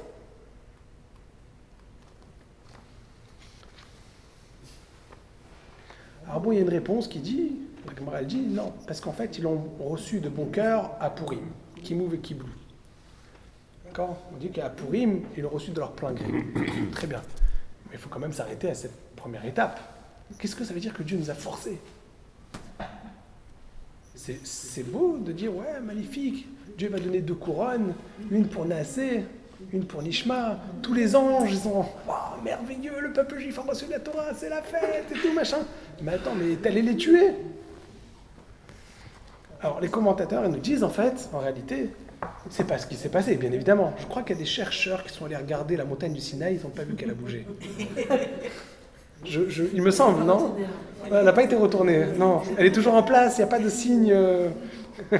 La police scientifique s'en allée regarder pour voir s'il y avait eu des traces de vandalisme. Ils ont retrouvé le mont Sinaï. Le mont Sinaï. Oui, on sait où est-ce qu'il est. Sainte Catherine, non? Oui, c'est ce qu'on dit, mais elle est en bas. Par contre, le nez du Sphinx, on sait où. Pardon? Le nez du Sphinx. Ah, le nez du Sphinx, oui. C'est Obélix qui a fait tomber. Ceci sera votre tombe. Voilà, exactement. Ah, c'est inspiré de cette Gemara. Alors, les commentaires nous disent, bon, bien évidemment, c'est pas ce qui s'est passé, c'est une parabole, c'est un machal. Qu'est-ce qui s'est passé? C'est-à-dire que quelque part, il y a eu un moment où la Torah était tellement éblouissante, tellement aveuglante, que c'était comme si que leur vie en dépendait. C'était tellement fort qu'il n'y avait plus de choix. Comme si qu'ils allaient mourir. Enfin, c'était impossible de ne pas recevoir la Torah. C'était tellement une évidence. Le monde en dépendait. Le peuple juif, il voyait ça de leurs yeux, que c'était une évidence. C'était tellement évident que c'était comme si que la montagne était sur leur tête et leur disait, si vous ne le recevez pas, vous allez mourir. Il y avait une forme d'évidence à recevoir la Torah. C'est comme si qu'on voit la perfection devant nous. Cette Torah qui précède le monde. Cette Torah qui est au-dessus de nos lacunes, au-dessus de notre petitesse, notre petite condition humaine. On dit, bien sûr qu'on reçoit la Torah. C'est une évidence. À tel point que c'était comme si que la montagne, elle était sur nous. Et donc, Kémichéeno, ça nous a annihilés. D'ailleurs, la première d'Ibra, la première parole de Dieu, je suis Dieu et tout le monde est mort. C'est insupportable en tant qu'humain. On ne pouvait pas écouter ça. C'est au-dessus de nous. Ça nous a annihilés. C'était mortel. Il y a quelque chose de violent dans ça. C'est une violence. Et là, on en arrive à une autre Gemara, dans Bava Batra, qui va remettre en question justement toute cette lecture. Exactement. On y arrive. Tout à fait. Je vous ai dit que vous nous avez manqué la dernière fois. On y arrive. Non, c'est très bien, c'est très très bien. La Gemara, elle dit la chose suivante. C'est une Gemara, moi, qui m'a travaillé pendant des années. Je trouve cette Gemara merveilleuse. Vous savez, il y a un personnage dans la Torah qui s'appelle Iov, Job. Un personnage énigmatique. D'accord, il y a toutes sortes de traditions. Est-ce qu'il a existé? Est-ce qu'il n'a pas existé? Est-ce que c'est un personnage fictif? Est-ce que c'était le conseiller de Pharaon qui n'a pas protégé le peuple juif et donc il a eu tous les malheurs du monde? Et les malheurs de Job. Alors, il y a une Gemara dans Babatra, un daf, donc une page recto verso, où comme ça, les Chachamim prennent un enseignement après l'autre de Job. Je crois que vous étudiez ça avec Jacques, non? C'est ça. Ça fait des années maintenant que vous en parlez, donc vous connaissez bien cette Gemara. Moi, ce passage-là, quand j'étais jeune homme à la yeshiva, ça me travaillait beaucoup. Et depuis, vraiment, j'aime beaucoup ce passage. Amar Rava, il dit la chose suivante. Bikesh Iov liftor et kol haolam kulo minadin. Iov a voulu acquitter le monde entier du jugement dernier. Amar Lefanav, il a dit devant lui. Ribono shel olam, maître du monde. Barat Ashor par Sotav Zdukot. Tu as créé le taureau avec les sabots fendus. Barat Achamor par Sotav Klutot. Tu as créé l'âne qui n'a pas les sabots fendus. De la même manière, je vous le dis à l'oral, de la même manière, tu as créé le Gan Eden, donc le bon, le bien, encore le positif. De la même manière, tu as créé le Gehinom, la Géhenne, le mal. Donc, c'est Dieu qui a créé le bien et le mal. C'est Dieu qui a créé les animaux purs, les animaux impurs. C'est un fait. Le monde, il est partagé en deux. Il y a le bien, il y a le mal, il y a le pur, il y a l'impur. Il dit à Dieu, de la même manière, il y a des hommes, des humains, qui ont un penchant positif, et il y en a d'autres qui ont un penchant négatif. Il y en a qui sont pieux, il y en a qui sont impies. Qu'est-ce qui peut t'empêcher de faire quoi que ce soit? Donc toi, Dieu, tu viens demander des comptes aux hommes, mais c'est toi qui les as conditionnés. Ils sont déterminés. Comment sortir de ça? On ne peut pas. Donc Iov, il veut annuler. Réponse de la Gemara, enfin, c'est basé sur les versets, ils font parler les amis de Job, qui disent Barati Yetzerara, Barati le Torah de Tavlin. Dieu a créé le mauvais penchant, et la réponse au mauvais penchant, c'est l'étude de la Torah. C'est l'accomplissement de la Torah. Donc on a l'impression que la Torah, c'est pour aider l'homme à sortir de sa condition humaine, à sortir de son mauvais penchant. Et le Midrash qui suit, il y a beaucoup de textes dont je vais vous faire un petit peu à l'oral, et c'est sur la base que Maïmonide va dire que toutes les mitzvot ont une explication.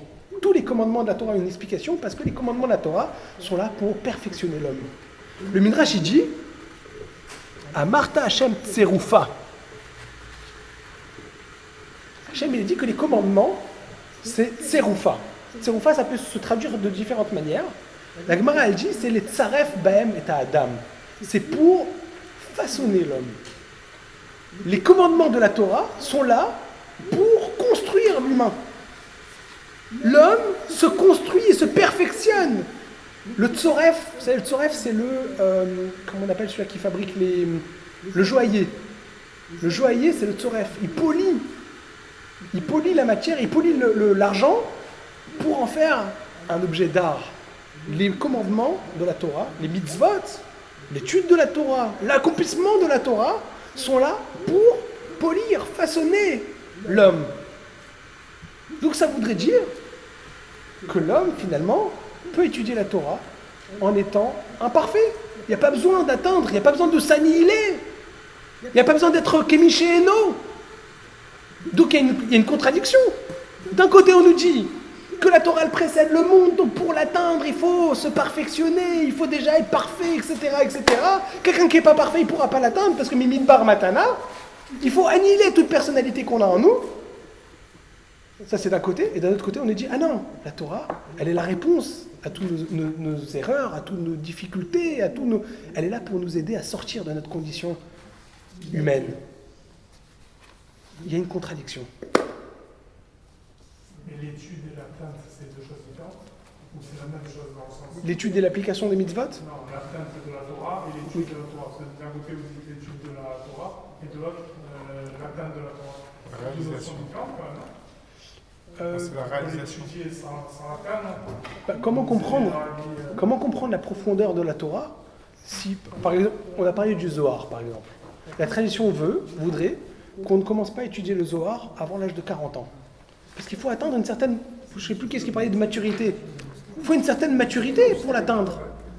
Comment comprendre cette profondeur quand finalement on a l'esprit qui est confus par notre quotidien, par notre... C'est d'ailleurs très très difficile d'être capable de se rendre disponible un mardi soir pour étudier comme ça, alors qu'on a toutes sortes de choses à faire. Ça demande un effort de venir ici autour de cette table pour étudier. C'est-à-dire qu'il faut sortir d'une certaine condition pour venir ici. Il faut faire plier son mauvais penchant. Voilà. Il faut d'abord faire plier son mauvais penchant pour pouvoir venir. Ça veut dire que ça demande un dépassement. Là, bon, c'est facile à voir, mais pour atteindre la profondeur de la Torah, c'est quand même incroyable. Imaginez-vous que le texte que nous sommes en train d'étudier, le texte que mon fils étudie à l'école, il a 10 ans, il étudie le texte à l'école, c'est le même texte que moi j'ai étudié, et c'est le même texte que les plus grands Talmidei Chachamim de tous les temps ont étudié, et chacun y trouve son compte. Ça veut dire qu'il y a une profondeur dans ce texte. Est-ce que vraiment nous arrivons à l'atteindre ? Que ce soit l'étude, que ce soit l'accomplissement. Ça demande peut-être une maturité. Et plus on avance, plus en maturité, plus on arrive à atteindre une profondeur dans ce texte. Est-ce qu'on peut vraiment atteindre la profondeur du texte de la Torah ? Je ne sais pas. Mais d'un autre côté, on nous dit que ça nous aide à dépasser notre condition.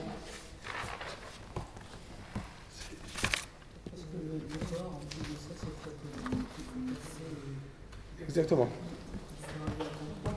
Oui, comme la poésie, il faut avoir un certain bagage pour pouvoir le comprendre. Il faut avoir le lexique, mais aussi l'interprétation, savoir comment interpréter, puisque c'est de la poésie, justement, c'est de l'ordre de la fable.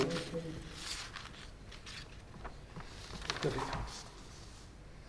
Alors là, on en arrive en réalité au cœur de notre étude, et c'est pour ça que on a appelé avec Marianne ce cours la fête de l'échec.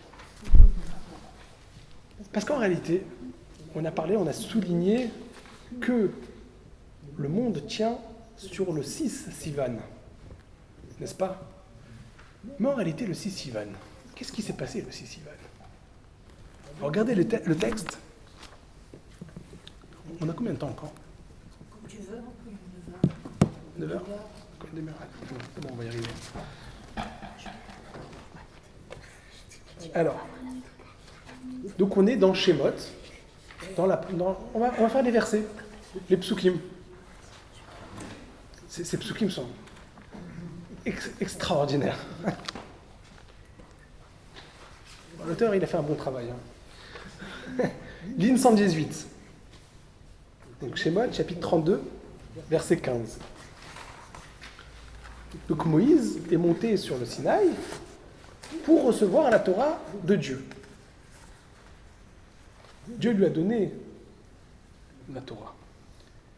Vayifen, vayered Moshe minahar. Moshe s'est détourné et a commencé à descendre la montagne. On disait qu'Hollywood, ils se sont inspirés. On a l'impression d'avoir comme ça la scène.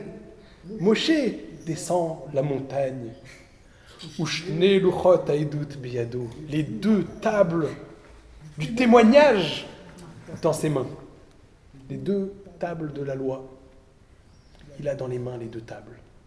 Mais le verset, il continue comme ça, dans le cadre, comme ça. Il continue dans son récit descriptif, en nous donnant comme ça un côté solennel à ce moment-là. Ktuvi mishne evrehem. C'était des pierres miraculeuses. Elles étaient écrites, mais on pouvait les lire des 2 côtés. Ça veut dire c'était écrit, vous voyez, si c'est écrit de cette manière-là, normalement de l'autre côté, on verrait à l'envers. Et c'était gravé, il y avait plusieurs miracles. Il faudrait comprendre qu'est-ce que ça veut dire ces miracles, mais c'était gravé, et de l'autre côté, on pouvait voir, c'était aussi dans le bon endroit. Pas seulement ça, mais il y a des lettres avec à l'intérieur, comme le même sophite, où normalement il y a un rond à l'intérieur. Ça aussi, je crois que vous avez étudié avec Jacques, parce qu'on en a discuté. Sur cette histoire-là du rond à l'intérieur. Ou peut-être ça c'était quelque chose qu'il a étudié tout seul, je ne sais pas, mais on en a discuté pendant des heures. Pour savoir comment elles étaient écrites, parce que l'octave Ashuri, ce qu'on appelle aujourd'hui l'octave, l'écriture qui est écrite dans la Torah, c'était pas l'écriture que Moshe utilisait. Et pourtant, il y a cette histoire-là que le même, ça tenait dans l'espace. Le même sophite. Comment on écrit un même sophite ? Un rond, un haut. Comme ça, n'est-ce pas ? Donc si c'est gravé, pour pouvoir lire, il y a ce morceau-là qui devrait tomber. C'était miraculeux, il tenait... je ne sais pas qu'est-ce que ça veut dire, ce miracle, qu'est-ce que ça veut dire. Il faudrait comprendre. Mais voilà, c'était des pierres miraculeuses. Comme ça, le verset nous dit. Mishneh Evrem, on pouvait lire des deux côtés, Em Ktuvim. Et le verset il continue, Tetzaïn, Valuchot, or ces tables-là, les tables que Moshe porte en descendant de la montagne, c'est pas n'importe quelle table. Ma'aseh Elohim Ema. Ce sont les tables fabriquées par qui? Par Dieu. Dieu lui-même a construit ces tables. Ce sont des tables divines. Vous vous rappelez, on a dit que c'était la Torah qui précède le monde. Elles étaient entreposées dans les ciels. Qu'est-ce que ça veut dire? Les anges qui ne voulaient pas les laisser partir, tout cette baston qu'il y avait entre Moshe. Ça veut dire que ces tables, ce sont la Torah qui précède le monde. Cette Torah que Dieu a regardée pour créer le monde. Et bien maintenant, qui est-ce qui les a dans la main? C'est Moshe. Ce sont Maaseh Elohim Ema. C'est la fabrication de Dieu. Vea Mirtav. Et l'écriture qui était dedans, dans ces tables, Mirtav Elohim. C'est Dieu qui avait écrit ces tables. Charut ala luchat, comme ça elles étaient gravées sur les tables. Donc le verset, il est là en train de nous donner comme ça une solennité à ce moment où Moshe va descendre avec les tables dans la main. Il y avait quelqu'un qui l'attendait en bas, c'était Yoshua, l'élève de Moshe. Vaishma Yoshua et kol ha'am bereo. Qu'est-ce qui se passe? Yoshua, il entendait une espèce de rumeur, un vacarme qui venait du campement. Vayomer el Moshe, et il a dit à Moshe, Yoshua qui dit à Moshe, Kol milchama bamachane. Il y a un vacarme de guerre dans le campement. Et Moshe il dit, mais cette rumeur, ça n'a pas l'air d'être une rumeur de guerre. C'est pas possible parce que je sais reconnaître un cri de victoire et je sais reconnaître un cri de défaite. Il y a quelque chose de spécial dans cette rumeur. Qu'est-ce qui se passait? Il y avait le veau d'or. Vaï Kacher Kara Velamachane, quand il s'est rapproché du campement, Vaïar et à Egel, il a vu le veau d'or ou Mecholot, et tout le monde était en train de danser. La liesse, il y avait la liesse dans le campement autour de cette espèce de cette idolâtrie. Et regardez ce qui se passe. Vaï Haraf Moshe. Moshe s'est mis en colère. Les tables, ces tables-là miraculeuses, qu'on pouvait lire des deux côtés, avec le même qui se tenait miraculeusement, ces tables écrites, façonnées par Dieu, le verset a bien souligné, c'est pas n'importe quelle table, c'est pas quelque chose qu'il a trouvé dans la rue. C'est les tables que Dieu a regardées pour créer le monde. Qu'est-ce qu'il fait? Vayashlech miyadav, il les a jetés par terre.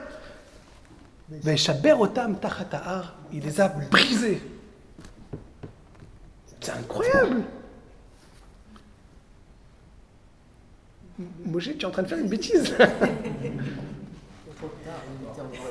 Il était en colère, tout à fait. Spécial quand même ce Moshe qu'on a dit, vous vous rappelez? Moshe, on a dit que c'est celui qui a annihilé toute personnalité, tout... Monsieur parfait. Il s'est mis en colère.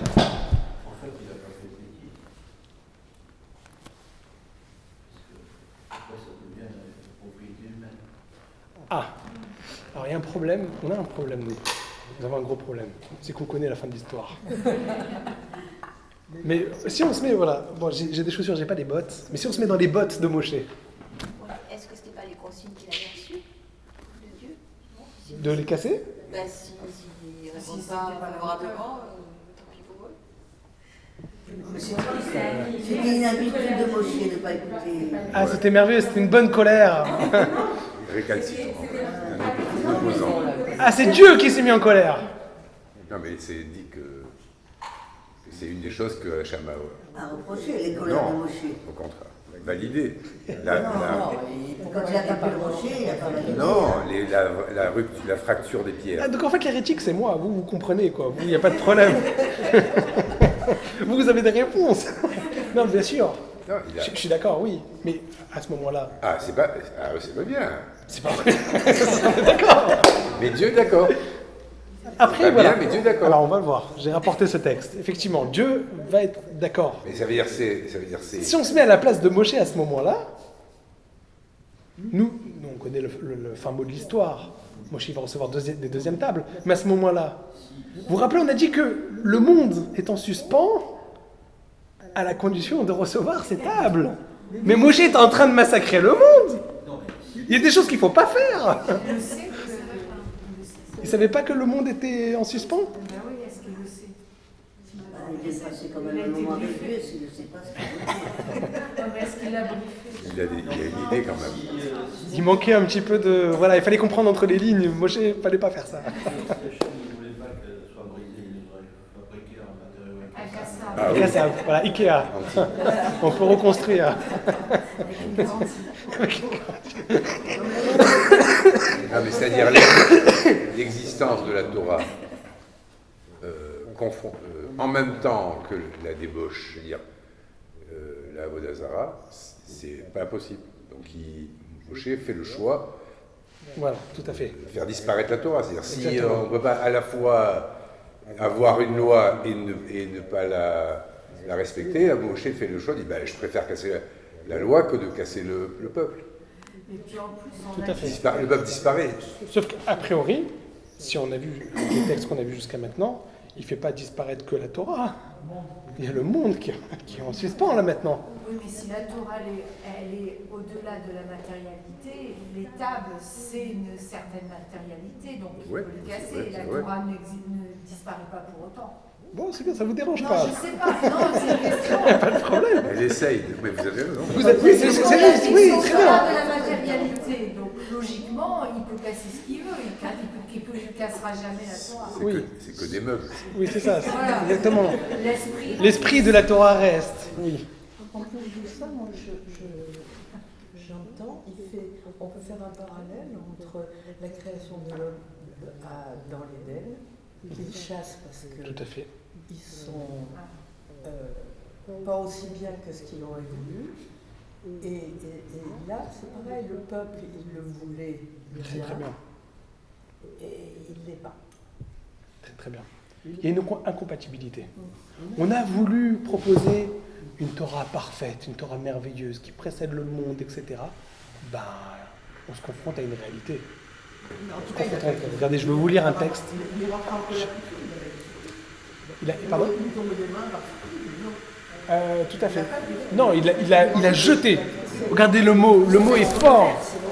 il est rentré tout de suite en colère. Tout à fait. Oui, on aurait pu mettre un moment.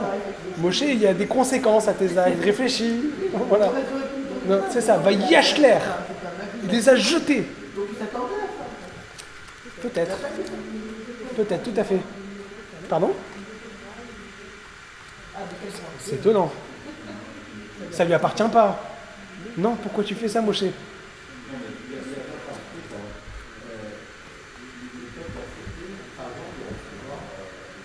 Tout à fait. Oui, c'est un petit peu ça. Ça veut dire qu'en fait, s'ils les avaient déjà reçus, il y aurait eu un danger total pour le peuple juif, parce qu'en fait, comme c'était une Torah parfaite, c'est ce qu'on appelle. On dit aussi que Moshe, s'il était rentré en terre d'Israël, tout aurait été parfait, et s'ils avaient fait une erreur, tout aurait été massacré. Ça veut dire qu'il y a comme ça une ressemblance. C'est-à-dire qu'en fait, Moshe ne voulait pas qu'ils reçoivent, parce que sinon, ça aurait été un danger immédiat pour le peuple juif. Tout à fait. Mais j'aimerais vous lire un texte. Charles Pépin, Les vertus de l'échec. Très intéressant. Et je pense que ça va nous donner une piste pour la suite. Oui, prof de philo. L'échec nous offre la chance de nous rendre enfin à l'évidence. Il a bien en face de nous quelque chose qui s'appelle le réel. Voilà, c'est tout. Je pourrais continuer, mais juste cette phrase, ça suffit. L'échec. Nous sommes face à l'échec. C'est-à-dire qu'on est dans un espèce de rêve de perfection. On aspire à quelque chose de merveilleux, quelque chose de splendide, merveilleux, au-dessus de notre condition humaine. On fait le déni de notre réalité. Moshe, il descend avec ses tables, qui représentent cette perfection, ce rêve de spiritualité, au-dessus de la condition humaine, etc. Mais la réalité. Et la réalité, c'est l'échec. L'échec, c'est que c'est incompatible. Il y a une réalité, c'est que nous sommes des êtres humains. Ça ne sert à rien d'essayer d'imaginer de ne pas être humain quand nous sommes êtres humains. Bon, je sais, aujourd'hui, on peut se définir comme on a envie. Donc on peut sortir de notre réalité. Mais il y a une réalité. On ne peut pas être dans le déni. Et Moshe, il est conscient de ça. Qu'est-ce qu'il fait? Ces tables-là incompatibles, il les a cassées. Ça veut dire que quelque part, il est prêt à casser la création de Dieu. Cette création-là, qui est la condition du monde. Il est là, il les casse, il n'a pas de problème. Et effectivement, la Gemara nous dit, ligne 160, au Talmud dans Shabbat, d'où savons-nous que Dieu, c'est pas qu'il lui a pardonné. Dieu n'a pas dit, bon, c'est pas grave, Moshe, on va s'en sortir. Non, Iskim aliado. Il a dit, c'est bien ce que tu as fait. Chez Nehemar, Asher Shibarta. Rachel Lakish nous enseigne, Yeshar Kochacha chez Shibarta. Félicitations pour ce que tu as fait. Comme si que Moshe, il avait compris ce qu'il fallait faire. Je ne sais pas si c'était un test, mais c'était son rôle. C'est ce qu'il fallait faire. Il fallait que Moshe casse les tables. Ça veut dire que Dieu ne lui a pas dit ce qu'il fallait faire. Il fallait que l'humain comprenne qu'il faut briser cette perfection. Il faut les casser. C'est incompatible. C'est incompatible. Et après, je vous ai mis les versets. C'est incompatible avec ce qui s'est passé ou c'est incompatible avec le monde? Avec le monde. C'est incompatible avec le monde. Parce que pour l'atteindre, il faudrait annihiler tout ce que nous sommes. C'est impossible. Qu'est-ce que font les chrétiens? Qu'est-ce que font les chrétiens? L'élévation. Je suis pas assez connaisseur dans. Juste une partie émergée. J'ai l'impression. Pas les chrétiens. Se retirer du monde. Pas tout. Oui. J'ai l'impression. J'ai parlé avec un journaliste qui est un ami, travaille pour l'AFP à Jérusalem, qui a des amis à lui chrétiens qui sont à Jérusalem, qui travaillent. Pardon? Ils font des retraites. Oui, tout à fait. Non, mais il m'a raconté ces discussions qu'il a eues avec ses amis chrétiens. Il a une collègue qui travaille à Jérusalem pour l'AFP, qui est catholique extrêmement pratiquante. Et donc, il a discuté avec elle, par respect, sur la perte de François. Il m'a dit, qu'est-ce que tu penses? Ah non, mais c'est merveilleux, il atteint l'au-delà. On n'est pas triste pour lui. C'est merveilleux, il atteint l'au-delà. Oui, c'est vrai, c'est-à-dire qu'il y a une célébration, justement, de sortir de cette condition humaine. Effectivement. D'ailleurs... Ça n'existe pas un peu chez nous aussi? Bien sûr, ça existe chez nous. Ah, maintenant. Est-ce qu'elle a fait la Iloula? Oui, il y a la Iloula, le fait que le tzaddik se marie avec Dieu. Iloula, c'est le mariage, ça veut dire le fait, c'est le départ. Tout à fait, c'est juste. Mais par exemple, alors, je m'exprime, je ne suis pas connaisseur, d'accord? Je m'exprime juste avec ce que je connais, mais normalement, un prêtre, un curé, etc., pour atteindre justement cette condition d'homme de foi, il faut qu'il se sépare de la matière. Il doit vivre dans la pauvreté, voilà. J'ai pas entendu? Ah, oui. Oui, mais c'est très intéressant. C'est que nous, dans notre tradition, on dit c'est incompatible, ce n'est pas possible. C'est forcément vouloir vivre comme ça dans ce monde, c'est arriver à la catastrophe, c'est l'échec. Et cet échec-là, il est positif quelque part. Il est positif parce qu'il nous renvoie à nous, notre réalité. Arrête d'être dans des rêves de perfection. Pourquoi il lui a donné Dieu? Pour qui les casse? Oui, mais bon, au final, il y en a eu des deuxièmes, et donc elles étaient compatibles. En quoi elles étaient changées? Ah. Alors venez, on va prendre les textes. Alors regardez. Mais enfin, le contenu était le même. Regardez la différence. Regardez, ligne 138. On vit avec celle-là quand même. Regardez ligne 138. Donc ça, c'est la suite, c'est 2 chapitres plus loin. Alors, vous savez, Moïse va faire des prières à Dieu, c'est un long processus. Et Dieu va accepter de lui redonner les secondes tables. Qui a la référence? À quelle date? Si j'avais un paquet de bonbons, j'aurais donné un bonbon à celui qui a la référence. Pour Kippour. Merci. À Kippour. En réalité, Kippour. Oui, je vous donne un bonbon. Un café. Je vous donne un bonbon. La prochaine fois, un Blinéder, j'essaie de me rappeler. Lui, il l'a dit.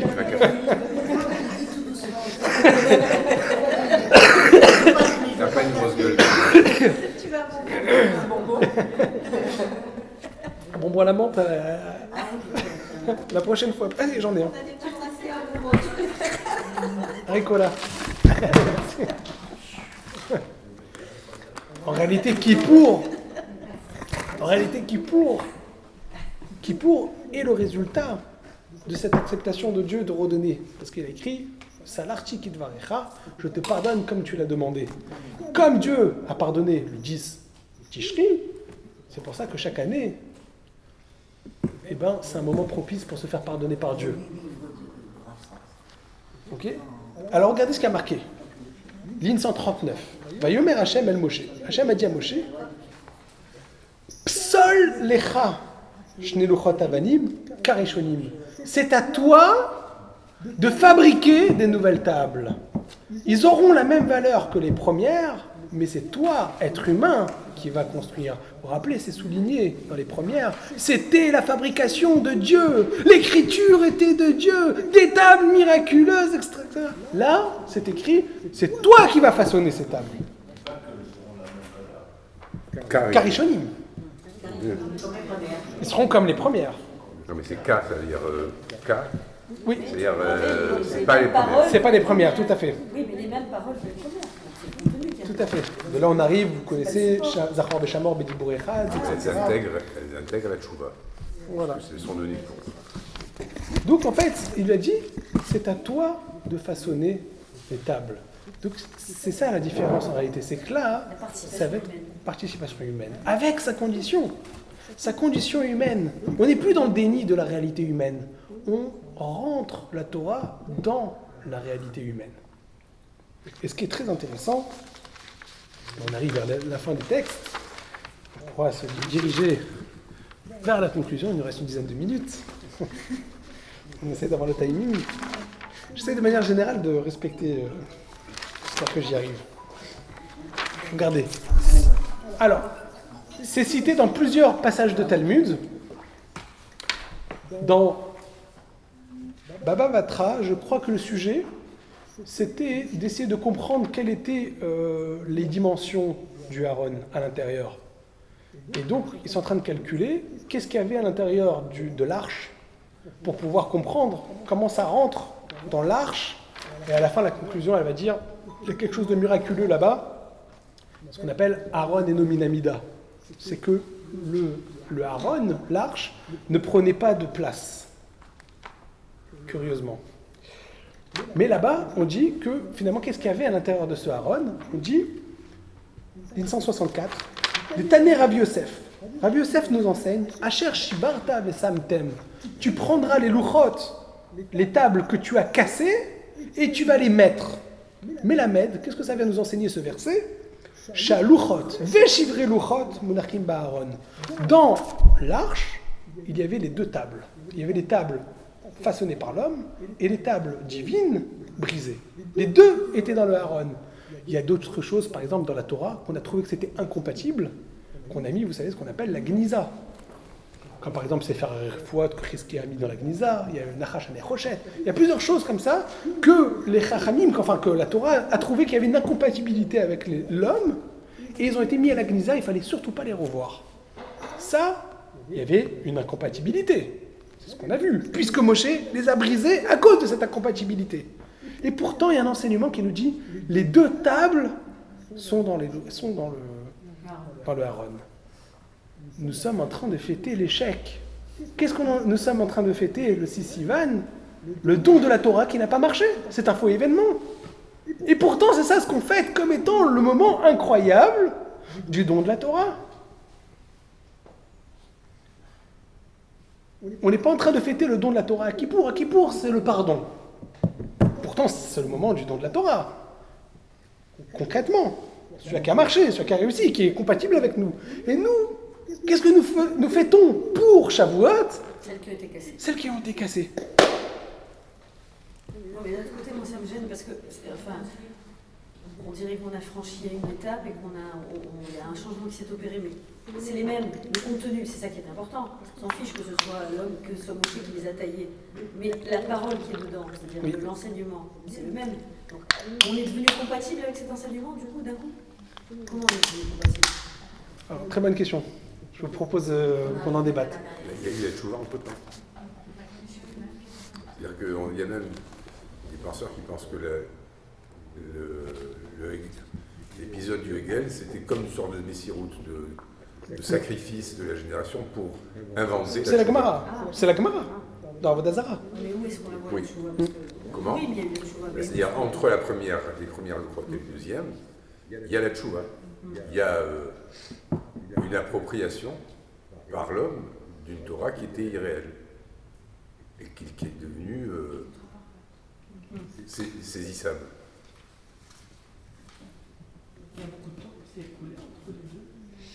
Alors, Sivan, Tammuz, Av et Loul, je serais 4 mois. 4 mois quand même, hein. C'est un processus long. Déjà, il est remonté 40 jours. Tout à fait. Il a recommencé tout le processus. Quelqu'un qui m'a demandé hier, parce qu'on a fait la même étude, avec des différences, hein, mais quelqu'un qui m'a demandé, mais s'il avait déjà entendu la Torah, pourquoi il avait besoin de remonter pour l'écouter? Ben maintenant, en discutant avec vous, je pense que j'ai une réponse. Parce qu'il l'avait écouté d'une première manière qui n'était pas humaine. Maintenant, il réécoute ça avec son interprétation. D'ailleurs, je n'ai pas retrouvé cet enseignement, mais il y a un enseignement qui dit que Moïse a discuté avec Dieu la Torah, comme une chavruta. Peut-être ce serait cette deuxième étape. C'est que tout d'un coup, il en discute. Il dit, bon, maintenant, il y a l'intervention humaine. Donc la version ne serait pas identique. Ce serait la même chose, mais discuter avec la part humaine. L'appropriation. Est-ce qu'il lui manquait peut-être la Torah Sheba'al Peh? C'est une bonne question, mais on prétend, c'est la paracha de cette semaine, Be'ar Bechokotai, Ma'elu Misinaï, Afelu Misinaï. C'est-à-dire que toutes les interprétations ont été données au moment du Sinaï. Quand il est au Sinaï, Hachem dit Shiret Amecha. Oui. Oui. Alors, et Rachid nous dit que ton peuple, et Rachid nous dit que c'est quoi sur ton peuple? C'est les Rav Oui. que tu as décidé de faire venir sans Très bien. me demander mon avis. Et ce qui me fait descendre, c'est que c'est un reproche qu'Hachem fait à Moshe, qui a pris une initiative malheureuse, mon vieux. D'ailleurs, regarde à quoi ça a mené. Oui. Et Moshe ne fait pas de tchouva. Il ne décide pas de dire d'accord. Ça veut dire que dans les deuxièmes louchot, c'est-à-dire Dieu va donner des louchot et Moshe va intégrer des louchot qui sont absorbables par un peuple qui est un peuple mêlé. C'est-à-dire qui n'est pas que un peuple pur. C'est pas que la pureté. On n'est pas que dans la pureté, dans le. Tout à fait. Donc ça veut dire qu'il y a déjà les prémices. Il ne fait pas de chouva de ça, moi. Très bien. Très bien. Très bien. Ça veut dire que Dieu lui dit ton intervention humaine est incompatible finalement avec ce que je suis en train de te donner. Donc quelque part, peut-être, il lui fait déjà allusion de ce qui va se passer. Qu'il va falloir casser les louchottes. Ou alors c'est un reproche et qu'en fait on aurait pu faire autrement. C'est-à-dire que c'est la conclusion logique, puisqu'on voit qu'Hachem valide ce qui a été fait. Moshe, quand il se retrouve face au... Il ne casse pas tout de suite. Hein. Quand il dit Shiret Amecha, il est en haut. Lui, il descend d'abord regarder. Il descend, il voit, il constate, et là, il voit, c'est pas compatible, il les casse. Donc il voit bien que cette réalité sociale là, de ce peuple, de cette idole, de cette débauche, elle n'est pas compatible avec ça, donc il faut revoir la copie. C'est ça. Heureusement qu'il les a pas recassés une deuxième fois. Ça aurait été compliqué. Oui. Alors, on m'avait raconté une fois une blague, c'était quand ils étaient en train de construire le Empire State Building. Il y avait 3 personnes, un Américain, un Français et un Belge, qui travaillaient sur le chantier. Vous êtes belge? Je m'arrête là.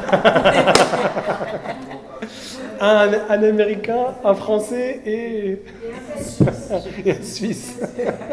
Zimbabwe. Bon, la blague, elle était avec des Belges, je suis désolé. En France, on aime bien se moquer des Belges. Et donc, il y a l'Américain qui ouvre son plateau repas à la pause. Il dit, encore un cheeseburger. C'est pas possible. Si demain, ma femme me prépare un cheeseburger, je saute de... Il y a le Français, il dit, encore un jambon beurre. Si demain, ma femme, elle me prépare ça, je saute du Empire State Building. Il y a le Belge, il voit... Il dit, des frites avec je sais pas quoi. Si demain j'ai encore des frites avec moi, je saute avec vous. Le lendemain, pause repas. Il y a l'Américain qui ouvre cheeseburger. allez, j'en finis avec la vie. Il saute, il se suicide. Le Français, il regarde jambon beurre, allez, je te rejoins. Et là, le Belge, il voit les frites.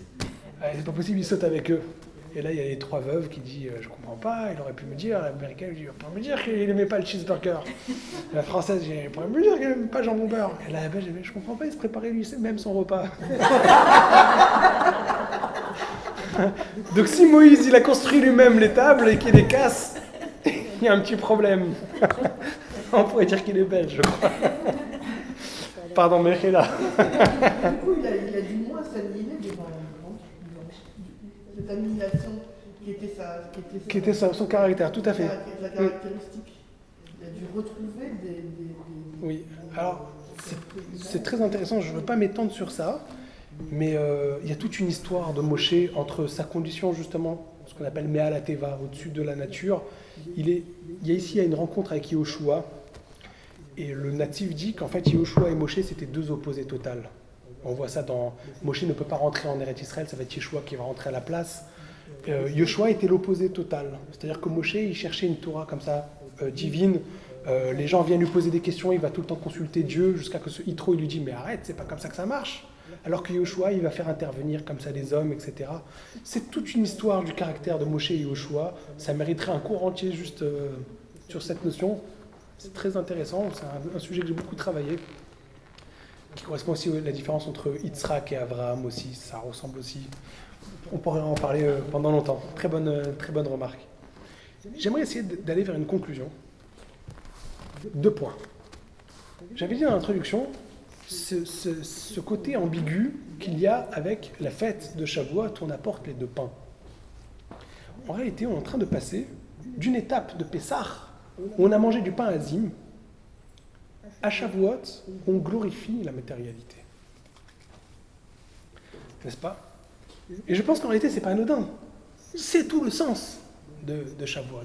Nous parlons, c'est la fête, Chag Katir, on parlait tout à l'heure de Chag Katir, c'est la fête où on parle de l'agriculture.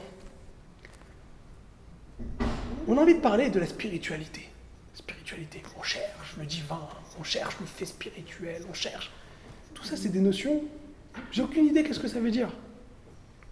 Vous me direz, voilà, on doit se réjouir avec Dieu. Mais qu'est-ce que ça veut dire, se réjouir avec Dieu? Qu'est-ce que c'est que se réjouir avec Dieu? On m'a dit qu'à Strasbourg, on dit Dieu, c'est un truc, je ne sais pas c'est quoi. On ne sait pas, je ne sais pas. Parce qu'à Strasbourg, on aime bien les formules provocantes. À la Yeshiva des étudiants, plus particulièrement. C'est plus précis. Quand on parle de Strasbourg, mes parents viennent de la Yeshiva des étudiants. Donc, je ne sais pas, qu'est-ce que ça veut dire Dieu? Qu'est-ce que ça veut dire? Qu'est-ce que ça veut dire? Perfection de la perfection, etc. Je ne sais pas. Le Irani Adam, Vachai, Dieu dit, personne ne peut me voir et rester vivant. Voir la perfection, c'est contre nature humaine. C'est contre la vie. C'est pas possible. Nous sommes imparfaits. Nous sommes des humains. Régis par ces règles de la nature. Les règles du monde. On cherche à atteindre la perfection. Il y a l'échec. On veut construire. On se retrouve face à l'échec. À Shavuot, on veut atteindre la Torah. On veut recevoir la Torah. Qu'est-ce qu'il dit Dieu? Il dit, vous allez le regarder dans votre réalité. Qu'est-ce que ça veut dire, se réjouir avec Dieu? C'est prendre les choses qui nous réjouissent à nous en tant qu'êtres humains et les dédier, les élever pour Dieu. Qu'est-ce que c'est la simcha de Yom Tov? La joie de Yom Tov, c'est écrit dans la Gemara, En simcha ela bebassar veyayin. On ne peut se réjouir qu'en mangeant un bon repas de viande et en buvant du vin. Voulez-vous réjouir? Vraiment? Pas dans quelque chose de complètement délirant, rêvant, de rêve, complètement déconnecté de la réalité. Les tables sont brisées. On fête la réalité avec des tables brisées. Pourquoi? Parce que nous devons rentrer cette réalité dans notre réalité. La réalité, cette spiritualité dans notre réalité. On doit le goûter avec nos termes à nous, notre lexique à nous, des choses qu'on connaît, des choses qui nous sont proches. Et la chose la plus proche, nous sommes matériels, la chose qui est la plus proche, c'est cette matérialité. Et donc, Moshe, il a réécrit les tables avec sa main humaine, avec la matérialité des pierres d'en bas. Avant, c'était les pierres divines, maintenant, on est avec les pierres d'en bas. La seule fête où on apporte un sacrifice avec une espèce d'éloge à la matérialité, c'est Shavuot, cette fête-là où on fête justement le don de la Torah le plus spirituel. C'est-à-dire qu'il faut arrêter de raconter des rêves. Il faut, à travers notre réalité, à travers nos critères, chercher à élever cela vers la spiritualité. Et pas le contraire, parce que le contraire, c'est impossible. On se confronte à un échec qui nous révèle notre réalité. Cet échec nous révèle notre réalité. On aurait pu imaginer qu'il fallait directement droit vers la perfection. Et la Torah nous dit « Sheva Ipol Tzadik Vekam ». Le juste, c'est pas celui qui est arrivé à devenir parfait, c'est celui qui est tombé, qui s'est relevé, qui est tombé, qui s'est relevé, qui est tombé, qui s'est relevé 7 fois même. Sheva Ipol Tzadik Vekam. Le juste tombe et se relève 7 fois. Les 2 louchot sont dans le Haron. Les louchot parfaites qui sont brisées et les louchot de l'homme avec sa condition qui sont entières. On est dans une... Il n'y a pas un des 2 éléments qui est juste. C'est une espèce de... On est dans une intelligence artificielle. D'accord ? Entre les 2, vous savez comment ça marche l'intelligence artificielle ? On prend 2 éléments, on les rapproche, et l'intelligence artificielle est capable de comprendre ce qu'il y a entre les 2, c'est intuitif. Nous sommes dans une situation, une réalité intuitive, entre une recherche de perfection et une compréhension de notre réalité humaine. Et on doit justement naviguer entre ces 2 pôles. Continuer à vouloir s'élever, Vekam, mais en comprenant aussi que Sheva Ipol, le fait de l'échec, ça doit être une opportunité pour se relever et continuer à apprendre de nos échecs. Et c'est comme ça qu'on peut recevoir la Torah. C'est dans cette condition-là, en naviguant entre la condition humaine et la recherche de perfection, tout en comprenant que c'est inatteignable. C'est qu'une aspiration. Et comment on le fait ? En acceptant notre condition humaine, et pas seulement en l'acceptant, en l'utilisant comme un outil pour nous élever. Et donc, en réalité, on comprend de là que la matérialité n'est pas un obstacle à notre spiritualité, c'est un outil pour nous élever avec cette spiritualité. Ça, c'est la fête de Shavuot. Et la Gemara qui nous dit d'ailleurs, la Gemara nous dit, qu'est-ce qu'on fait à Shavuot ? Il n'y a rien. Il n'y a pas de loulav, il n'y a pas souka, il n'y a pas de truc. La Gemara nous dit, Chatzi lachem, Chatzi lachem. Il faut partager entre profiter avec vos critères, Chatzi lachem, vos critères à vous, votre profit, et la moitié qui est dirigée vers Dieu. C'est justement ça la fête de Shavuot, être capable d'utiliser notre matérialité et la vouer à Dieu. Et c'est quoi ? C'est la joie, Bassar Veyaïn, se réjouir avec les critères que nous connaissons. C'est pas comme à Kippour où on déjeunait, c'est dans les critères de Shavuot. C'est pour ça que quelque part, c'est la fête de l'échec. Utiliser cet échec pour se relever et construire. Zach. Voilà.